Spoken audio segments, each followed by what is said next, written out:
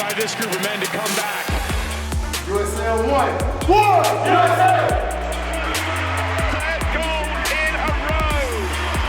Rio, Tokyo, and now Paris. Coming to you from the Olympic City, Colorado Springs, Colorado, this is the USA Volleyball Show. And here are your hosts, Stephen Munson and Severin Lavenstein. Hello and welcome to the USA Volleyball Show, the official podcast of USA Volleyball.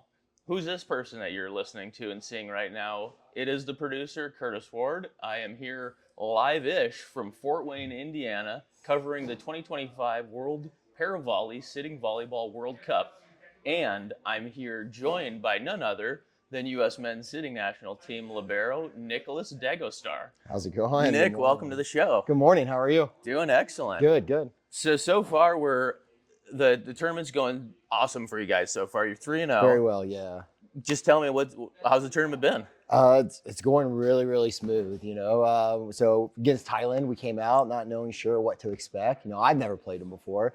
So they're actually a really strong team, but we were able to clean them up in 3, which went really well. Second match, Canada, played them in the morning, and Canada's always a great opponent. We're like, you know, really close or pretty far, you know, our neighboring country, we're good friends, so battling them is always really good. But once again, we're able to sweep it up in 3, really good feeling to go.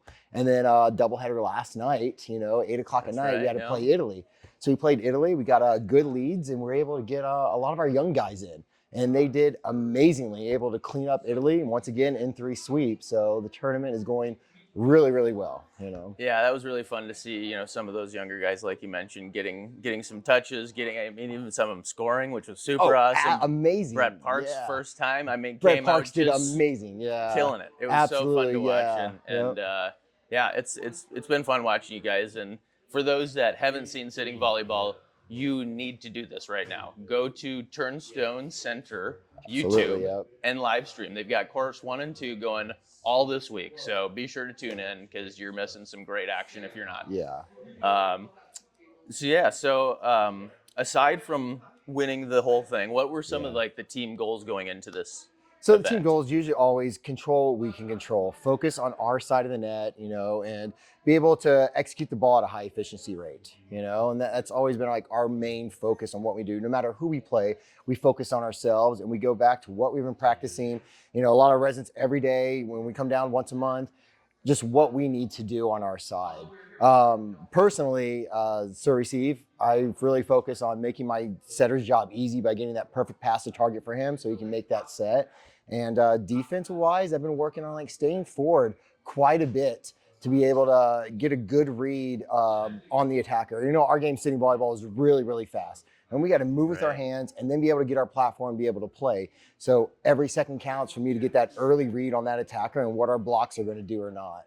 So that was like pretty much our focus is on what's going on. Yeah, you mentioned how fast of the game the sitting game is, which, I mean, compared to all other aspects of volleyball, it is so much faster. The court's shorter, it's a little less, not as wide. I mean, and you're still hitting as strong as anyone else can hit. Oh yeah, so the ball's it's like, flying right at your face, you know. We were actually on the way over here today. We saw just a clip, and it looked like Zach got just taken out because like he got hit in the head with one and it just like flopped down. I was just man. Just cannons getting launched at you guys. Yeah, I can't count how many times I've been 6 packs in the face. I'm trying to shoot, just try to get it up in the air, you know, as best as I can. So we're here in Indiana right now, Fort Wayne. How awesome is it that we're having such a large event here in the United States? Yeah, we have 14 teams, 16 teams here. Like, to have it here in the U.S., usually most of our matches are overseas, right? So it's usually their countrymen are surrounding us, and it can get intimidating, especially in the gold medal matches, and a little bit distracting. So having it here in the U.S. and on our soil, you know, with our friends, our family, is a great chance to showcase our side of the sport and have that U.S. energy there just pumping with us. And I can't wait as this tournament moves further on to be able to feel that energy and to be that much more confident on the court. Have you ever been to Fort Wayne before? No, I haven't, but I'm a big history buff. So, of course, everywhere I go, I try to look up the history. And, like, Fort Wayne was built like 1790s, early 1790s, right? During like the French and Indian War after the British was pushed out. So I would really like a chance to go out and see some of the historical sites if I can. So if we have time, but Yeah, I think there's like a replica fort still somewhere. I saw. Close Yeah, by we or saw it on the something. way. We drove past it. Oh, that's cool. So yeah, little historic spots. I love to go out, take pictures and be able to get a little piece of that history. That's awesome. Yeah. So kind of switching gears a little bit, and just first off, we're recording here at your hotel in the lobby right now. Absolutely. So there might be some background noise, there might be people walking by, distractions, whatever. Yeah. But we're just going with it. I wanted to sit down and chat with you, so this is perfect. a great spot to do so. So changing gears just a little bit. Yep. One thing we like to ask all of our guests is, how were you first introduced to the game of volleyball? So growing up on the East Coast, me and my friends, we'd go out when we'd go to like Ocean City, Maryland, and a couple other spots, and we just played beach, right? And volleyball is one of those games where it's a very unique game. It's not every sport that you have to meet like a ball floating in front of you, and then you're jumping forward, and then you have to make attack. That's 3 different axes happen at one point for like 100th of a thousandth of a second only. It's a hard game to play, and I'm a very competitive person, so I kind of fell in love with it, and any chance I could get out there and play with my friends, then I would go and play. And then joined the military and the Air Force, I'd play there as well. So like kind of got introduced to that whole aspect of, the whole volleyball culture there, and just fell in love with it right away. That's awesome. And when you were serving, did they have just like pickup games or something? Or Yeah, so we had little squadrons that would get together, and they would put a team together, and we'd go battle other squadrons and stuff like that. So, any chance to be able to get away a little bit and get back into that sport and, have a little hand in volleyball, I'd jump at it.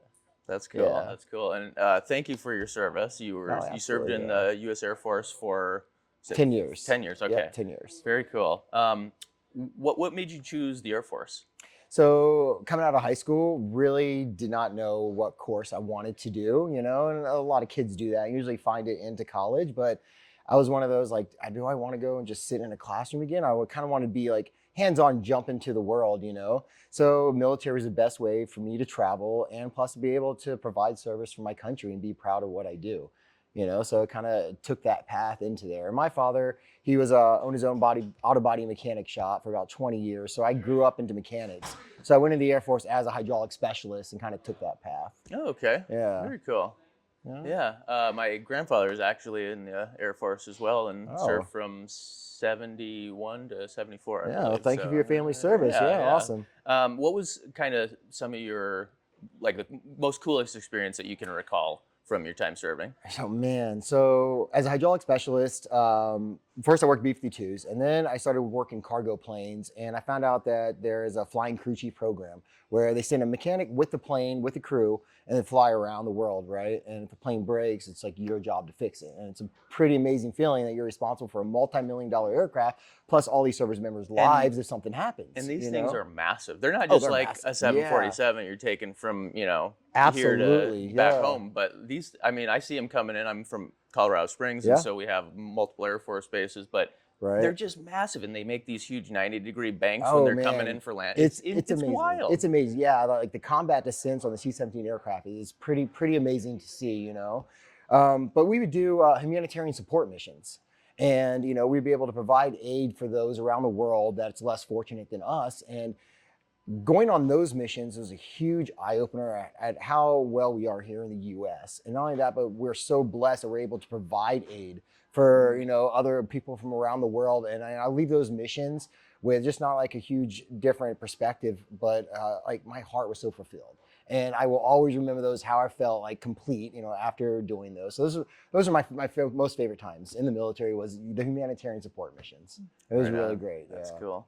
And you mentioned you flew kind of all over the place. Was there a certain location that you're like, oh, this is awesome, I want to come back, I want to explore more, or anything like that? Yeah, one of the most unique places I've been to was Greenland, which, as you know, is not green. Right. But it was really awesome to see, like nothing, it's just ice, but when the wind wasn't blowing or there wasn't a snowstorm, like the landscape, it's pretty unique to see, and that was pretty awesome to see, be able to go there. Very cool. Switching gears a little bit, kind of going back on the volleyball road, can you talk about your qualification with the men's sitting national team, if you're comfortable with that? Yeah, so while I was serving, I had a mission to South America, and heading down to South America, and we hit max crew rest. And we hit max crew rest, the aircraft has to stop, and we have to be able to get quality sleep before we continue the mission. So we landed on the ground. I forget exactly how many hours we had before we had to hit the SAC, but we decided to explore a little bit as a crew. And there's a little beach there, and we're like, hey, while we're here, let's just take an hour, get a little retreat. And went into the water, and I was hit by a commercial fishing boat. So fast forward a couple years, I ended up being a below the knee bilateral BK. And then the Air Force actually contacted me up, and they have a program for like wounded vets to come out and to get into like the adaptive side of the sports. And that's when I found out that volleyball actually had 3 disciplines, beach, indoor, and sitting. And once I found the sitting discipline, it is a tough game. I fell in love with it, So meeting the qualifications to be able to play adaptive, I jumped in and started playing. That's cool. And so how then were you first introduced to the sitting men's national team? So I was playing with the Air Force, the sitting team, right? And we'd battle other branches, and even to the Invictus games where I competed in London and also in Orlando. Very cool. But the Air Force took a team to the U.S. Open, U.S. Volleyball Opens, and we actually played against national team players there. Well, after the whole tournament, USA Volleyball recruiter came over and asked me, hey, we have a national development team program, and we would like for you to come and join in and see how it goes. So got invited out there in 2015, I believe, and then first roster 2017 for the men's team. I've been on ever since. And what's kind of been some of your favorite, I guess, what does it mean to you to compete for Team USA? To me, it's an honor, and it goes back to kind of a lot of like military films. I'm able to like fight for my country this time, not on the battlefield, but on the court, in a different aspect. So it's huge pride, to be able to come here and represent USA against around the world, against all these other teams, and to work hard and then show all my efforts on the courts, and be successful. So it's a lot. It's really, really proud. That's cool. Yeah. The team has changed a lot and grown a lot since when you began to now. Yeah. What is kind of that team dynamic, and how has that changed? So the team dynamic since I've joined on has grown a lot, and each competition, each practice, we get to know our players. We kind of have that unspoken communication with each other. You know what I mean? Like when I'm in the back row, for example, with James Stucks, I know like when that ball is in his window for him to receive that ball. And if it's in his seam a little bit, me as a lib, I kind of like, I'll steal it from him, steal that pass just so he can transition, be able to call for a back row tag. Give us a little more options, But he knows that about me, and I know that about him. Or for our attackers, when Zach Up is going for that swing, no matter what he has in front of him, I can kind of read on his body language or where he's going to attack, where that block's going to come up, and he knows that I'm there to cover. So he's free to swing at all, knowing that, yeah, Nick's going to be there, So it's that unspoken little body language that we have, and be able to just read each other, and the ebbs and flows really, really nice. And it's so nice, too, to have that cohesiveness and almost like intuition with your teammates. Already know, you can kind of predict where they're going to move or what they're going to do, like you mentioned with James. And so that's cool to be a part of. Yeah, sometimes, that. We stop communication a little bit. I'm like, oh no, we still got to talk, we still got to, call mine and stuff, because mistakes are going to happen, but we trust each other to do each other's job and move on to the next point. What's been your biggest accomplishment, or maybe that's not the right word, but your most proud moment for competing on the men's sitting national team? Man, my most proud, it's hard because it's like every competition I'm proud to go out there, each time that I go and play, each time I'm able to stand up on our national anthems, playing how I might stand up, but for our national anthems playing, it's proud to every competition. It just gets more and more and more the more I keep playing, the more competitions I compete in, it's a lot. Yeah. That's great. Not sure what that is. I don't know what that is either. It's going away. Yeah. So we're gonna get to know you a little bit. Okay. Starting with, you are a father of 2. I am. Yeah. I also just have a 1-year-old. Oh, congratulations. So I'm kind of learning all the ropes about fatherhood and all that. Yeah. What's What about fatherhood do you love? Man, so I had my son when I was pretty young. So I was 20 years old when I first had him, and he's taught me a lot about being patient and a lot of selflessness. Like my world doubled. Not only was I concerned about him, but I had a whole nother human being that is now, that is take care of myself as much as I take care of him, So he is a confident, wonderful, sticks to his beliefs individual today, and I couldn't be more proud of him. My daughter we had later in life, so she's 17, and she's taught me patience, and taught me to be a little more gentle and understanding. And man, her smile every time she smiles brights up the world. She's my anime partner. Like Oh, her and I, awesome. yeah, we'll sit on the couch and we'll just veg out and watch anime. We'll go to conventions together and stuff. So That's when I cool. travel, I definitely miss her dearly. Yeah. Yeah. What's your favorite part of fatherhood? Man, my favorite part of being a father, is okay. It's gonna sound bad, but it's not. Is watching when my children fail. When they fail, it's kind of like the worst and the best part because, like, no matter whether it's in sports or whether it's in academics, like, I can't run out to the field and help my daughter when she's struggling in soccer or she's been working so hard and she misses the pass, or I can't go back in time to fix that calculus quiz that she failed, But I am so proud when they make adapts and they work hard, and then what once set them back, now they're succeeding at, and it's like the best moment in the world to be able to see that, you're like, yes, you're successful, you're amazing, like we're doing good as a family, we're a cohesive unit, we're doing great, and it's just the ebbs and flows of it, it's sure. the good and the negative, but yeah, that's one of the best parts though, is seeing them succeed in life, not Yeah. letting everything's going to set them back and they're going to stay there.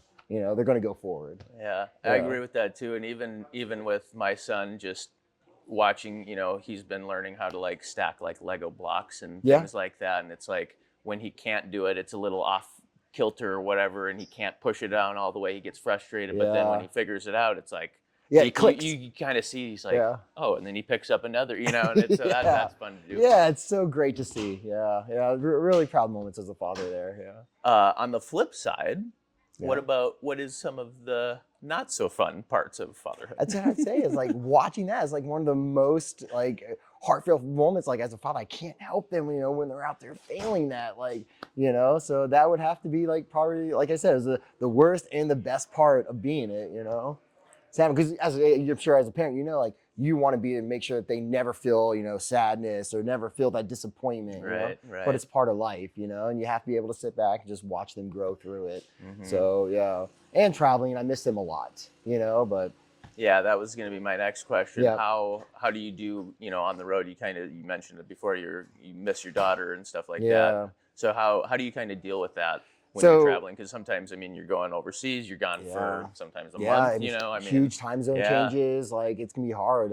Thanks to technology, we can video call quite a bit, and my wife, she's an amazing, like I love Stephanie to death, and she's not only just my wife, but she's my teammate at home, and I know that when I'm traveling, she has everything locked down pat. I know everything is taken care of, so I have that relief so I can concentrate on what I need to concentrate on. And she makes a really good effort to, have the kids call and she'll call and, set up times when we need to be able to talk. And so I still know all the positives that are going on back home and everything else. So like I said, thanks to technology, it's not that much of a burden, to be away for so long. So Sure. still sucks, but Yeah. Yeah. That I definitely miss the family when I'm traveling. That's for yeah, sure. absolutely. So you mentioned you and your daughter like to watch anime and just veg out and stuff. Yeah. What do you have a favorite anime? So right now, Kaiju #8 is Okay. really good. Yeah, Jujutsu Kaisen is pretty good. Dr. Stone, like I really like Dr. Stone. If you haven't seen it, you really should watch it. It gets Okay. really like scientific-y Oh, cool. and stuff. So, but yeah, those are the three right now that we're really enjoying and watching as they come out. Do you and Zach Up ever get together and watch? We talk about it a lot. Okay, because he's a big anime Always. fan too. Yeah, absolutely. Yeah, Zach and I, we talk about it a lot. They're our one thing. You mentioned conventions. What kind of conventions do you attend? So any anime conventions in Denver or Cheyenne, anything around Sydney, Nebraska, like my daughter and I will go to, so Very cool. yeah. Yeah, one of on the beach national team, Yeah. Kelly Chang, she's also a big Yeah. convention fan and goes, goes full cosplay mode and Yeah. dresses up and does that. So that's cool. Yeah, Kelly actually came out and played sitting volleyball at the U.S. Opens one year. That's right. Yeah. So actually got to meet her. Great person. Yeah, very fun. Yeah. So changing gears a little bit, another one of your passions is cooking and baking. Yep. Absolutely. You even attended a culinary school. Yeah, East Lafayette. Yeah. Yeah. Can you talk about that and what made you want to get into baking and cooking? So as a kid, I've always been in the kitchen, whether it's cooking with my mom or getting kicked out of the kitchen at Thanksgiving from my grandma. I always wanted to be there. My father's Iranian. He came over here when he was 18. So it's a completely different culture, these dishes coming in. And one thing I've learned is that food can create a huge bond. And it's one of those things where I can introduce you to a dish and then 20 years later, you could have that dish somewhere else and that memory is brought back up, right? Yeah. It's weird that we can have that, So I've always been into, the whole culinary arts and cooking and stuff that way. So it's always kind of been a part of me and just, I wanted to really get into it and learn a lot more. And at the culinary school you attended, you had a focus in pastries, correct? Yeah, pastry. Who doesn't love pastries? Right? I mean, they're the best. Absolutely. But, so what about pastries is it that you wanted to focus on and like learn more on? So baking, it got into, it's pretty much like a science. It can be hard, especially working with sugar, and taking a dish and deconstructing it and putting it back together in a new way with different flavors. And it's just, it's technical and it can be challenging at times, and I'm a competitive person, so of course I get drawn to that aspect because I want to dominate it, but it's so hard and there's so many different combinations. And I just fell in love with pastries, fell in love with the desserts and the baking side of it. And I really wanted to run with it. So do you have a favorite pastry that you enjoy to bake? Man, favorite pastries? Baked Alaska. I don't know if you ever had one. I have not. So baked Alaska is like a ladyfinger sponge cake, right? And then it's I was assembled. thinking like a fish or something. Most people, yeah, absolutely, yeah, salmon. They think for salmon. So it's like a ladyfinger sponge cake, right? And then it's created hollow. You put ice cream in the side, and you make either a Swiss or Italian meringue on the outside, and you pipe it on, and then you toast it on the outside of it. So it's like a lot of different flavors. But man, it's such a good dessert. But I enjoy making like creme brulees, all different kind of mousses. Like I enjoy it all. But baked Alaska, is really fun to make. You can get really creative. Is there anything your wife's having you bake constantly for, or anything like that, or any favorites that she has that you enjoy making for her? Yeah, cinnamon rolls, nice. biscottis. Okay. Yeah, stuff for like breakfasts. Like she would like me to have like pastries ready there, for the morning. That's awesome. So yeah. Changing gears again a little bit. Another one of your passions was gaming and streaming your gaming. Yeah. Can you talk about that a little bit? Yeah, so I was a huge video game player, right? I still am, if I can find the time for it. Yeah, that's the thing. Time. That's time. It's the thing. Yeah, I want to do everything. It's just not enough hours in the day. I'm pretty sure it applies to a lot of people. But so I used to stream and, it just couldn't time to set everything up and to get in it. I just wanted to play video games, man, so it kind of got away from the streaming aspect. I still love to play video games. I'm a huge PUBG player. Okay.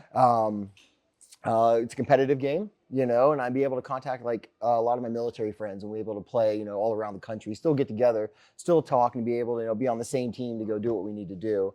And then horror games, really big into horror games. Like I don't know, I've always been into like horror movies and that aspect, feeling that little scaredness. So sometimes I'll be playing late at night and I'll end up like shut off my computer and go jump in bed, because there's like Silent Hill and some of those games, man. Here's one. It was pretty creepy. It was for PlayStation. I think it was called Clock Tower. Yeah. Or something like that. But I just remember the bad guy was this old man that would just chase you with these giant shears. Oh, yeah. And you would hear like this music kind of slowly getting louder and he was getting closer to you. And I just remember, trying to escape through these rooms and corridors, trying to escape, anyway, that's the only horror game that I can think of off the top of my head. But yeah, I think Outlast was one. I think that's the name of it, Outlast, where all you have is a camera. So you can't fight back. Oh, wow. So all you got to do is be able to use the camera to see and then run and hide. Like, man, that was like the most stressful horror game that I've ever played, but it was a lot of fun. And my daughter plays with me, when we do those type of games. Very cool. Yeah. So do you have an all-time favorite of any genre, any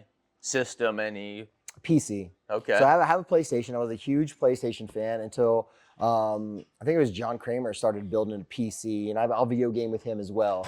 And so he really told me to get into keyboard and mouse, and kind of started the PC aspect of it and fell in love with it, and been playing PC ever since. So I'll go back to PlayStation and play every once in a while, but PC I think is where it's at. Okay. Yeah, I played a lot of PC, but when I was younger, but now like playing more like Call of Duty and stuff like that. Yep. Like I can't do inverted. I have to It's just. hard. It's ridiculous. It's like, hard. It's Yeah. not natural. Like if I'm going up, I should be pushing. Anyway. Agree. that's I'm not flying a nother- plane, right? Yeah, Right. absolutely. Yeah. Do you have a favorite game that you enjoy, like all-time game? Oh man, so the one game I always come back to is PUBG. Okay, yeah. It's always And I comes mean, back. And it's that's an been old around game for a while, too. A Yeah, while yeah. around. So we'll jump around to different games, but most of my friends, we always find us back at PUBG playing, So yeah, that would have to be my consistent all-time game right now. That's cool. Yeah.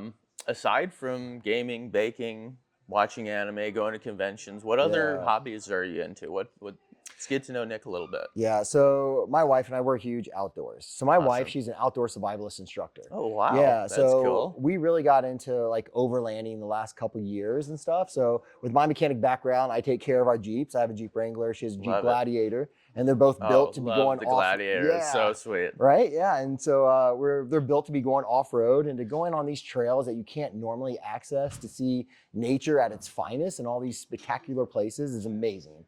We kind of want to do that. Once I retire and the kids are out of the house, we want to be able to travel with our Jeeps and be able to go around, go up to the Arctic Circle. Oh, cool. So with all of her outdoor survivalist skills and stuff, she takes care of all the camping stuff, and I make sure the vehicles are ready to go in tip-top shape, and she makes sure all of our tents and everything that we need to be out there for an extended period of time is done. So it's like a great partnership. Of course, I do the cooking while we're out there. That's great. That's also my job when I'm the camp chef. So yeah, absolutely. Yep. Got a little old Coleman 2-burner stovetop that I'll use, or if it's just a quick overnight, we'll just throw the cast iron on the fire and just go from there. But do you have a favorite like area you guys like to go, or you go often, like every summer or anything like that? So we try to get up to the San Juan Mountains up in Colorado a lot. Yeah, up by Telluride, there's a lot of so beautiful out there. Yeah, there's a lot of old gold mining cities out there. So we go on those passes and be able to camp in those old ghost towns, and a lot of history back up there. A lot of hiking out there. Ouray. Yeah, history. There's actually a spot in Ouray that it's at I think it's called the Wiesbaden Vapor Caves. Oh, okay. Super cool. It's really unique. It's like a B&B type of place, but you go into like their basement and you open like a wooden door and it's just a cave. You're like walk through these rocks and it's just, you kind of go, and then there's like a big heated pool and you're like in this heated room, but it's like 110 degrees or 12 degrees. It's ridiculous. I mean, you can barely sit in there, but on that same property, Chief Ouray has like, his original cabin is like on the property that you can actually rent. I mean, they've updated it and changed whatever, but like the site of it was, right there or whatever. So that's kind of cool. But no, the mountains in that area are just so unique compared to the rest of Colorado and the Rockies. Like they're almost like Swiss Alps. You know what I mean? It's a very special place. Yeah, super beautiful. That's cool. You go get out there. Yeah. Well, Nick, I mean, this has been so great chatting with you, fun. getting to know you a little more. Hope the fans have enjoyed getting to know you as well. Where can people find you on social media and follow your journey along with the U.S. men's national team? Yeah, so Instagram and Dadgostar. Not really on Facebook anymore, but yeah, pretty much Instagram. That's where I'm at. And then also the U.S. men's sitting national team is USAV_MSNT sitting, I think, or something like that. But you'll find it. If you look up USA Volleyball, you'll see it. Yeah, do a little research. Yeah. Well, Nick, thank you so very much for joining us on the show. And again, this is the USA Volleyball Show, the official podcast of USA Volleyball. We'll see you next time. This has been the USA Volleyball Show with Steven Munson and Severin Lavenstein. Produced by Curtis Ward. Our content producer is Laura Fawcett. Our marketing lead is Bree Jaycox. If you enjoyed this podcast, be sure to rate, review, and share with your friends. And if you haven't already, please subscribe to the USA Volleyball Show on Apple Podcasts, Spotify, or wherever you listen to or watch your podcasts.